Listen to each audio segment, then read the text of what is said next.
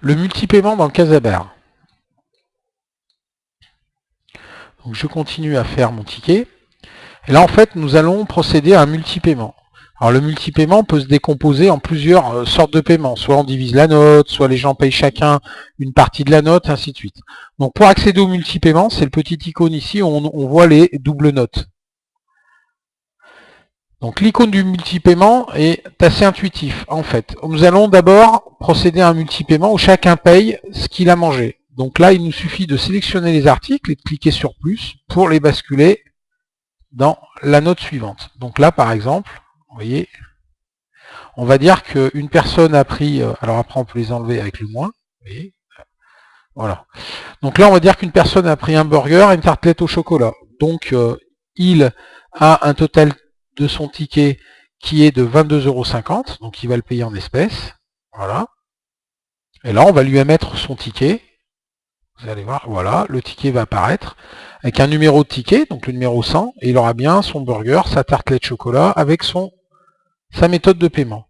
On va finir nos paiements.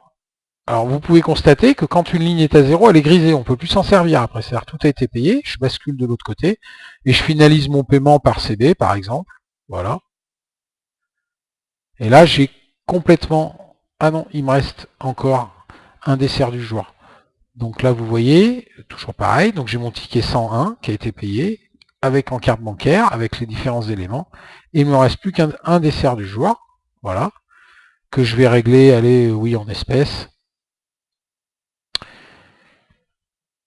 Et là, l'ensemble de ma note a été réglé. Donc je vais basculer sur ma caisse, et sur mon imprimante ticket, il va sortir uniquement le ticket correspondant au dernier paiement.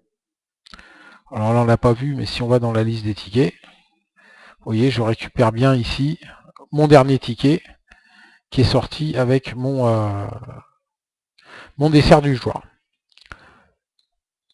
Autre façon de payer en multipaiement, c'est la division de la note. Donc là, je vais diviser ma note par 2, vous voyez, et automatiquement, ça me génère 2 tickets.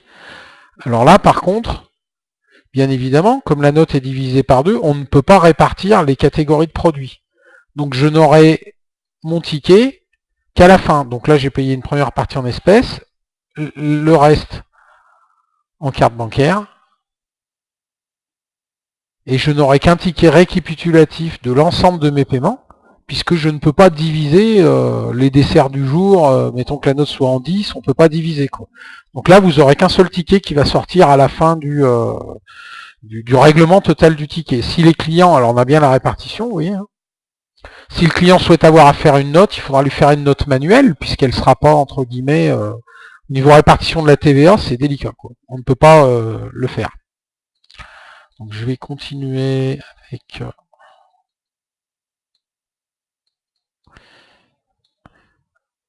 Et enfin, le dernier élément qui correspond à l'entrée libre. Donc l'entrée libre, en fait, c'est je règle un montant. Donc là, il y a 91,30 € par exemple. Il y a une personne qui dit, ben, moi je vais payer 50 € en espèces. Voilà.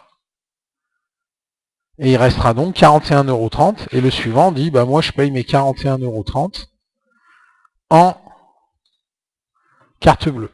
Voilà.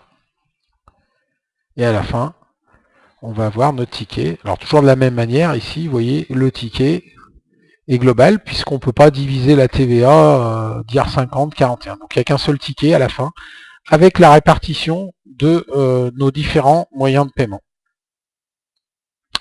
Voilà pour le règlement d'une note en multipaiement.